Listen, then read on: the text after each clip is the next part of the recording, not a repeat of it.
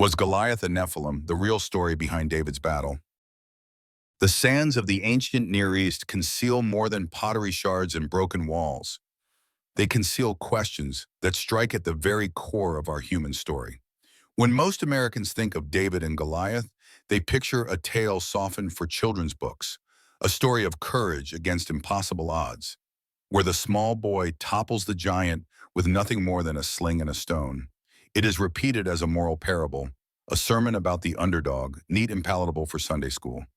But when one enters the field of archaeology, when one kneels in forgotten valleys, brushing the dust from broken bones and tracing inscriptions carved by hands long turned to ash, the story reveals a darker and more mysterious dimension.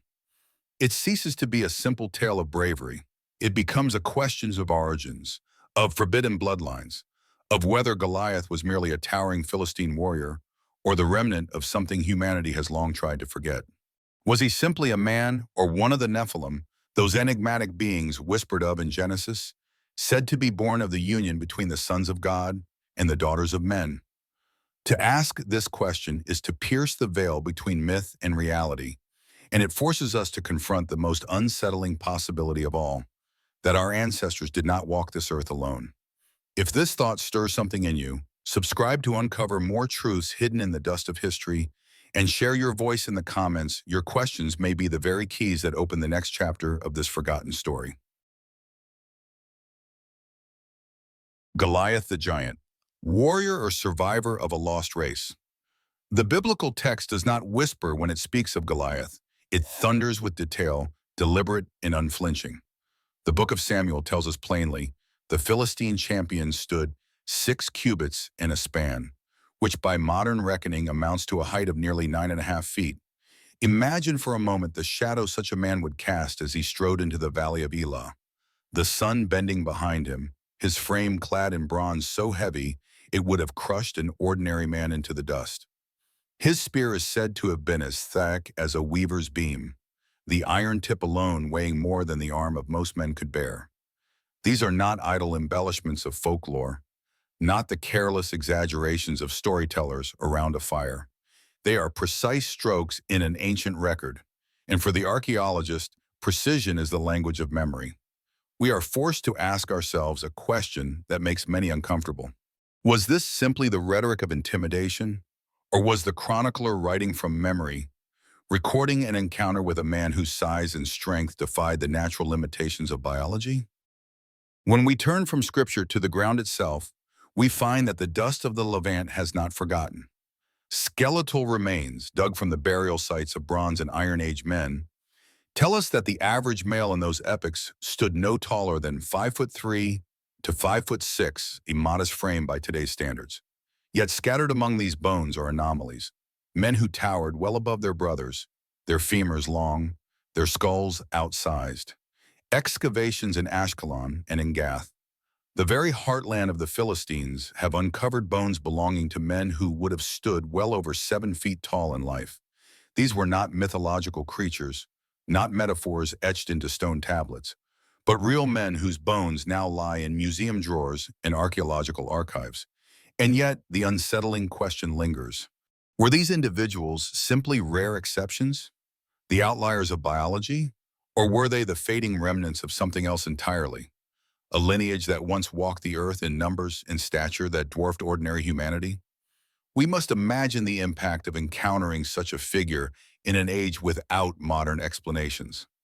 Today, a geneticist might diagnose acromegaly or gigantism, conditions rooted in the pituitary gland. We might measure hormones, scan bones, chart abnormalities. But for the ancients, the sight of a man towering head and shoulders above his peers, armored and armed, would not have been a medical curiosity. It would have been a revelation. And yet, here is where the puzzle deepens. A man afflicted with gigantism, as we understand it, is often frail, plagued by weakness, prone to clumsy movements, beset by ailments. But the biblical Goliath is none of these things. He is described not as a lumbering invalid, but as a seasoned warrior, feared across nations, a man, or perhaps more than a man bred for combat. His weapons are not ceremonial, they are functional. His armor is not ornamental, It is tested in the fire of battle. The text does not portray a sickly giant, but a champion, a predator among men. And so the question presses harder. Is the attempt to reduce Goliath to a medical oddity merely an act of intellectual domestication, a way of trimming the edges of a mystery too unsettling for modern minds? To dismiss him as nothing more than an exaggerated soldier is to turn our backs on the whispers that rise from the soil, on the bones that protrude from the earth like voices too stubborn to be silenced. If those bones could speak, if the dust could give testimony, what tale would they tell us?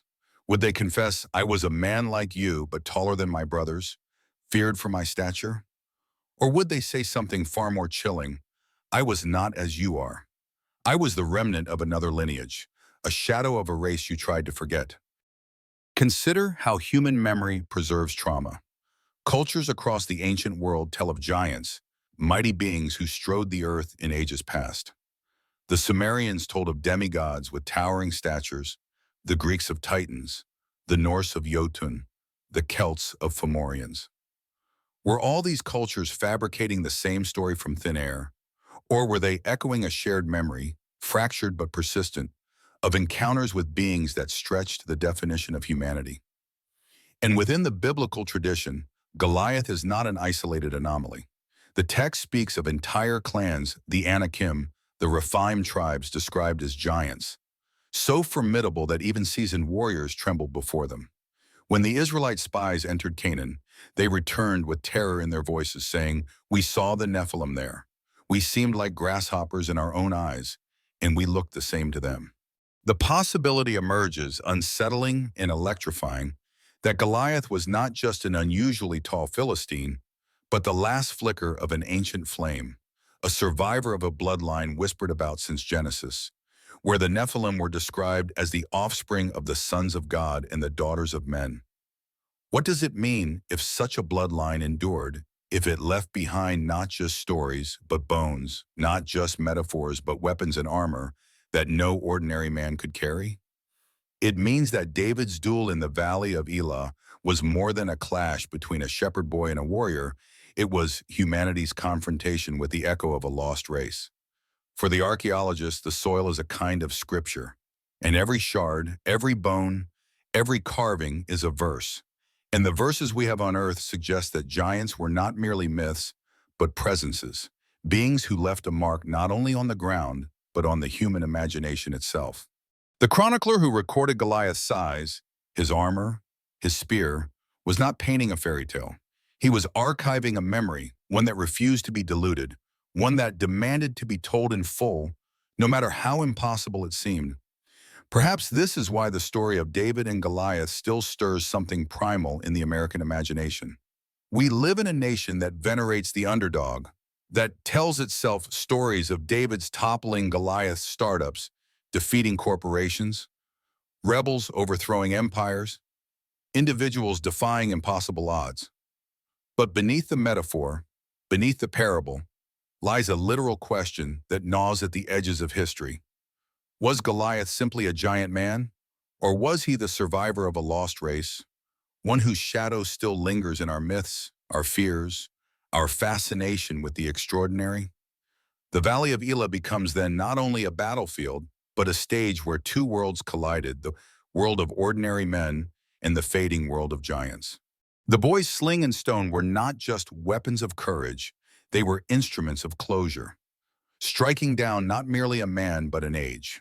An epic in which beings larger, stronger, perhaps more terrifying than ourselves walk the same ground we walk today. And so we are left with a choice: to reduce Goliath to a metaphor, a symbol of arrogance, or to confront the possibility that the bones lying in the dust, the inscriptions carved in forgotten cities, the myths repeated across continents are all fragments of a deeper truth. That truth unsettles us because it expands the boundaries of what it means to be human. It tells us that our species may not have walked alone, that our ancestors may have faced others who were stronger, larger, perhaps even godlike in their origins. And if that is true, then David's victory was more than a victory of faith over fear. It was the triumph of humanity itself over a rival lineage, the moment when the last survivor of a lost race fell and history turned a page. To ponder Goliath is to ponder ourselves. It is to ask whether our history is more mysterious, more dramatic, more filled with shadows than we have dared to admit. It is to hear the whispers rising from the ground, to look at the bones too large to ignore, and to feel a shiver run through the soul. Because if Goliath was a Nephilim, then the world we inhabit is stranger than we ever imagined. And perhaps, beneath the soil of forgotten valleys, more secrets still wait, waiting for the day when they too will be uncovered and demand, with thunderous silence, to be heard. The Nephilim mystery, angels, giants, and forbidden bloodlines. To truly grasp the weight of Goliath's story, one cannot begin in the Valley of Elah with a sling and a stone. One must turn backward into the dim corridors of Scripture, into the primordial pages of Genesis where shadows loom larger than men, and where the Nephilim first step onto the stage of human history. The text is startling in its simplicity, almost casual in its enormity. The sons of God, that the daughters of men were beautiful, and they took them as wives. The Nephilim were on the earth in those days and also afterward, when the sons of God went to the daughters of men and had children by them. Few lines in Scripture carry so much unspoken thunder. They hang in the air, unsettling, an open wound in the narrative that generations of theologians have attempted to suture closed with explanations that feel thin, strained, and unsatisfying. Some scholars argue that sons of God refers only to the righteous descendants of Seth marrying the corrupted line of Cain. But that interpretation feels too neat, too bloodless, too stripped of the awe and terror the ancients must have felt. To the audience of the ancient Near East, steeped in mythologies where gods routinely crossed the threshold into human affairs, the meaning was clearer. Beings of a higher order mingled with mortals, and the offspring of such transgressions were giants, mighty men of renown. They were called the Nephilim. The very name Nephilim carries an echo of dread. Its root, often interpreted as to fall or fallen ones, suggests something that transgressed its rightful place, beings cast down or perhaps choosing to descend. Whatever its etymology, the impression is unmistakable.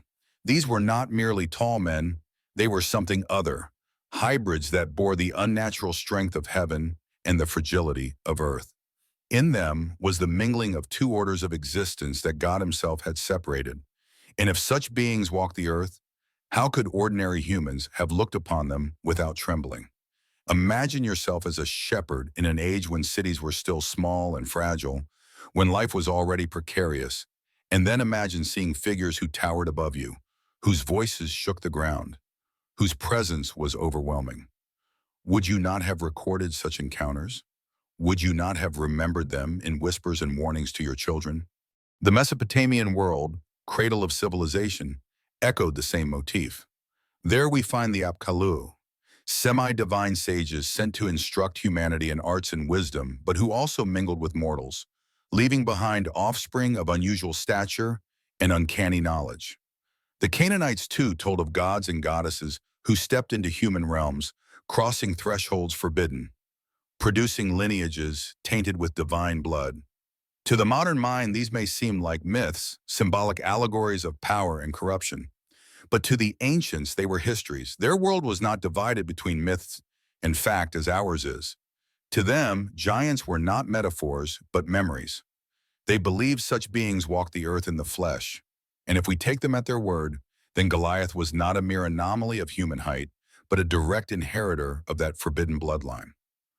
The Bible itself reinforces this unsettling continuity.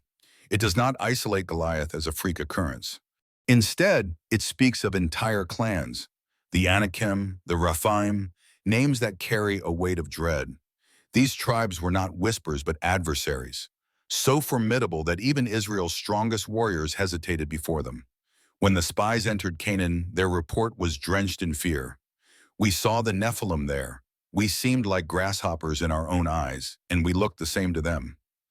Consider the humility in that statement, the utter insignificance one feels before a being so large, so overwhelming, that one likens oneself to an insect. These are not the words of men speaking in metaphor. They are the words of witnesses straining to capture the sheer terror of encountering something that eclipsed their humanity. For the archaeologists, the haunting question remains. Are these stories poetic exaggerations, woven to magnify Israel's triumphs? Or are they fractured memories of real encounters, moments when humanity brushed against another order of being? Were there once human-like creatures, taller, stronger, more terrifying, whose presence seared itself so deeply into the collective consciousness that echoes of them reverberated across continents and centuries? How else do we explain the strange unanimity of myth? The Titans of Greece, cast down into Tartarus. The Jotun of Norse legend, locked in perpetual struggle against the gods. The giants of Celtic lore, monstrous and primeval. Different lands, different tongues, yet the same memory resurfaces. There were giants, and they fell. To place Goliath within this lineage is to reinterpret his duel with David in a radically different light. He was not merely a tall warrior, a freak of human genetics. He was the echo of an ancient pattern, the last torchbearer of a forgotten race. He stood in the valley not just as a Philistine champion, but as the remnant of a mingling humanity had long tried to expunge. His defeat at David's hands was not simply a military victory, it was a symbolic severing of ties to that shadowed age when the Nephilim still strode upon the earth. And here is where the story assumes its philosophical depth. Because if Goliath was indeed of such a bloodline, then David's stone did more than shatter a skull. It marked the end of an epic. It was humanity's reassertion of its place in creation, its declaration that no hybrid race, no forbidden union, would determine its destiny. The struggle was not just between shepherd and soldier, Israelite and Philistine. It was between the human and the inhuman, between those who belonged to the order of creation and those who represented its distortion. Yet the thought lingers like a chill. What if the Nephilim were real? What if scattered among the ruins, buried beneath centuries of soil, are the remnants of beings who do not fit within the categories of anthropology? What if their bones, their weapons, their stories still lie waiting, covered over not only by earth, but by deliberate silence? For to admit their reality would be to admit that humanity once shared its world with something else, something greater, something terrifying, something forbidden. The philosophical weight of this question cannot be overstated. For if giants truly walk the earth, born of divine and human union, then our story is not as simple as we tell ourselves. Our place in the cosmos is not so solitary. We are not merely the crown of creation, but the survivors of a struggle, heirs of a world that once held others who rivaled us in stature, in might, perhaps even in glory.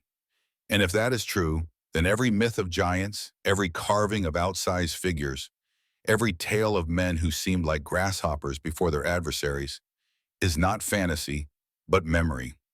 Memory that refuses to do. Memory that reasserts itself in every culture because it carries the weight of truth. Thus, the Nephilim mystery is not only a question of theology, but of identity. Who are we if once we shared the earth with beings larger, stronger, perhaps more divine than ourselves? What does it mean that they fell and we remained? Perhaps humanity's survival itself is bound up with David's stone, with the ability of the small, the overlooked, the fragile, to overcome the mighty. Perhaps the human story is not one of uninterrupted ascent, but of endurance against rivals who might easily have overshadowed us. Goliath, then, is not merely a figure of fear, nor simply a metaphor for arrogance defeated. He is the hinge of a cosmic story, the last standing son of a forbidden union, the embodiment of an ancient dread. His fall is not only his own, it is the fall of the Nephilim, the moment when humanity severed its tie to that shadowed bloodline and stepped forward into history as we know it. But the question he leaves behind, the question whispered in the pages of Genesis and in the myths of 100 cultures, remains. Were the Nephilim real? Did giants once walk the earth? And if they did, how much of that truth has been hidden, denied, or forgotten? The ground itself waits to answer, silent but restless. Bones still lie buried, stones still carry their carvings. And in the silence between myth and memory, the figure of Goliath looms, not just as a Philistine warrior, but as the haunting echo of a race that should not have been, a race that fell, leaving only whispers and shadows behind. Archaeological clues they don't want you to see. Here is where the story cuts deeper. where the sterile tools of archaeology meet the trembling pulse of forbidden history, where the professional scholar feels the unmistakable tug of conspiracy. For while scripture and myth whisper of giants, the soil itself seems to cry out, as though unwilling to let humanity's memory be smothered. Over the years, scattered like sparks in the dark, there have been reports, strange, unsettling, too large to fit within the safe boxes of anthropology, of skeletal remains, whose proportions challenge everything we believe about the human frame. Bones unearthed from desert sands, dug up from river valleys, pulled from burial mounds older than memory. Skeletons measuring 8, 9, even 10 feet tall. To a modern audience, it sounds like the language of tabloids. Yet in the 19th century, American newspapers bristled with such stories, recounting the discovery of giant skeletons from the burial mounds of native tribes. Farmers digging foundations would strike bone too large to be believed. Entire communities would gather around the uncovered remains, marveling, whispering of giants. Yet, curiously, as quickly as these stories appeared, they vanished, dismissed by academics as fabrications of excitable journalists. And stranger still, the Smithsonian Institution, that temple of American science and preservation, has long been accused of quietly collecting these remains and making them disappear. Why? Why would an institution whose mission is to preserve the truth consign such extraordinary artifacts to silence? What is so dangerous about a set of bones that they must be hidden away, as though the very sight of them threatens to fracture the order of the world? The question lingers like a shadow across our history. If giants were only myths, why do stories of their bones surface again and again across states, across continents, across centuries? Why do so many witnesses describe skeletons too massive to fit our categories, only for the remains themselves to vanish into obscurity? The skeptic shrugs and says, sensationalism. But the archaeologist who has felt the weight of silence in the archives, who has seen how uncomfortable truths are often rebranded as metaphors, cannot help but ask, what if the suppression itself is the answer? What if these bones are not absent but concealed, hidden away precisely because they are real? Nor is this silence confined to America's past. In the Levant, the land that gave us Goliath, the shadows grow deeper still. Excavations there have yielded objects too massive for ordinary men to have used. Weapons of impossible weight, blades as long as a man's arm, spearheads that could impale not one body but two. Archaeologists uncover stone beds exceeding 10 feet in length, carved as if to cradle sleepers of monstrous scale. Megalithic structures, blocks of stone so heavy they defy not only ancient engineering, but even the strength of modern cranes dot the landscape, their purpose left unexplained. Again and again, the tidy answer is offered: ritualistic, symbolic, ceremonial. It is easier to consign such anomalies to the safety of metaphor than to ask the unthinkable. What if these objects were not symbolic at all? What if they were functional? What if they belonged not to gods and myth, but to real beings whose size demanded them? Step into the ruins of Ugarit, and you find inscriptions carved in clay, words that speak of beings of colossal stature, creatures who walked among men as intermediaries between heaven and earth. Travel to the great Assyrian palaces, and you see reliefs carved into stone, depictions of figures towering over human kings, their hands resting on lions as if on lapdogs, their shoulders brushing against the heavens. In every case, the academic instinct is the same: file it under mythology. To admit otherwise is dangerous, disruptive, a splinter in the smooth surface of accepted history. It is safer to see these giants as symbols of power, of authority, of spiritual strength. It is safer to drain them of their literal possibility. Yet in that act of dismissal, something vital is lost, because truth has a way of surviving suppression. It lingers in the cracks, in the carvings, in the bones too stubborn to crumble. It remains alive in the lines of scripture that are too bold to be erased, too strange to be tamed into allegory.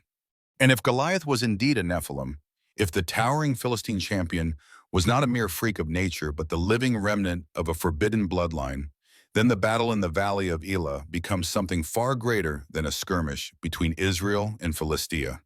It becomes the confrontation of humanity itself against the other, a duel between the fragile yet chosen human and the overwhelming shadow of a hybrid that should never have existed. Goliath's very existence was a contradiction to the natural order, a being whose blood carried the legacy of heaven's rebellion. To strike him down was to reassert the boundaries of creation, to declare that humanity, small as it seemed, fragile as it was, would endure where the giants would fall. But to admit such a possibility shakes more than theology. It shakes the very foundation of what we call history. We build our sciences on the assumption that humanity has always been as we are now, that we are the measure of all things, that the past is a simple prelude to our present. But what if the past is stranger? What if humanity once shared the earth with other giants, Nephilim, beings born of forbidden unions? That admission would fracture our neat categories, dissolve the comfortable walls we have built between history and myth, and force us to confront a world that is not merely ours, but haunted by others who came before. Perhaps that is why so many prefer to look away. To admit the giants is to admit that we are not the sole protagonists of history. To admit the Nephilim is to confront the unsettling idea that our place in creation was once contested, that we lived in the shadow of beings who might have eclipsed us had they not fallen. And perhaps, too, it is to admit that what Scripture describes, what myth remembers, what archaeology hints at, is not fantasy but truth, a truth too dangerous for institutions, too destabilizing for the fragile order of modernity. Better, then, to lock the bones away. Better to consign them to basements and vaults. Better to file them under mythology. But silence does not erase. Suppression does not destroy. The bones wait. The stones speak. And the story of Goliath remains as a crack in the facade of history. A reminder that perhaps humanity's greatest battle was not fought against empires or kings, but against something larger, something other, something we were never meant to face. David versus Goliath, a battle that was more than human. In the end, we return to the valley of Allah, where history itself seemed to pause, where myth and memory merged into a single moment. The scene is etched into the consciousness of humanity. A boy, hardly more than a child, stands alone. He carries no sword, no shield, no armor to protect him. His hands hold only a sling, the simple weapon of a shepherd accustomed to defending sheep against wolves, lions, and bears. He smells of the fields and carries on his skin the sun of long days spent among his flock. His youth and fragility would have been obvious to all, and yet he walks forward without trembling. Across from him stands not merely a man but a mountain, a giant whose frame eclipses the horizon, whose shadow stretches across an entire army. Goliath, the Philistine champion, clad in bronze that glints like fire. His spear as thick as a beam of wood, his voice booming like thunder. He laughs at the sight of the boy. He mocks, he sneers, his arrogance filling the valley like smoke. To the Israelite soldiers watching from behind their lines, it must have seemed not merely foolish but insane. A boy against a giant, flesh against iron, fragility against overwhelming might. And yet, in that paradox, something eternal was about to happen. The boy swings his sling, the stone flies, and the giant falls. To the casual reader, this is a morality tale. Faith conquers fear, the weak defeat the strong, the underdog triumphs against impossible odds. It is neat, simple, easy to teach to children, but to the archaeologist, to the philosopher who feels the tremor of ancient echoes beneath the surface of the story, it is something far greater.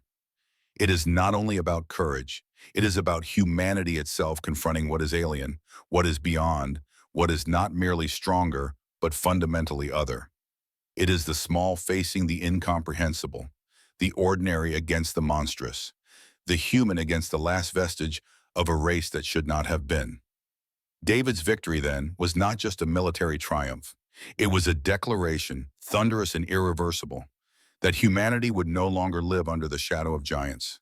It was the severing of a cord that tied humankind to its most haunting memory, the age of the Nephilim. These were not ordinary adversaries, but beings who symbolized a time when the order of creation was distorted, when the blood of heaven and earth mingled in a union forbidden. They were taller, stronger, more imposing, and in their presence, men felt like grasshoppers. To slay Goliath was to slay more than a man. It was to symbolically bring an end to the age when humanity stood dwarfed both physically and spiritually by those who claimed greater birth, greater might, greater right to rule. In that valley, man reasserted his place. The boy's sling struck more than a forehead. It struck a blow against the memory of a lost race, against the shadow that had loomed over humanity for generations. It was not only a stone, it was a declaration that the time of giants had passed. And yet, the story does not rest easily. It continues to haunt us. Why across centuries do we still whisper of giants? Why do conspiracy theories persist, speaking of hidden skeletons, of bones concealed in vaults, of museums silencing inconvenient truths? Why does the human imagination return again and again to the possibility that beings larger than life once walked among us? Perhaps because deep in our collective memory lies a suspicion too strong to silence, that our world is not what we have been told, that before the age of cities and empires, before the codification of law and scripture, there walked beings who were more than human, and perhaps Goliath, towering in the valley that day, was the last of them, the final ember of a fire the world had almost forgotten. We are left with questions more unsettling than answers. Was Goliath merely a man of unusual height, a warrior whose genetics gave him extraordinary stature, whose presence terrified his enemies? Or was he more something other, the living remnant of a union forbidden, a Nephilim whose blood carried within it the echo of angels? As an archaeologist, I cannot claim certainty.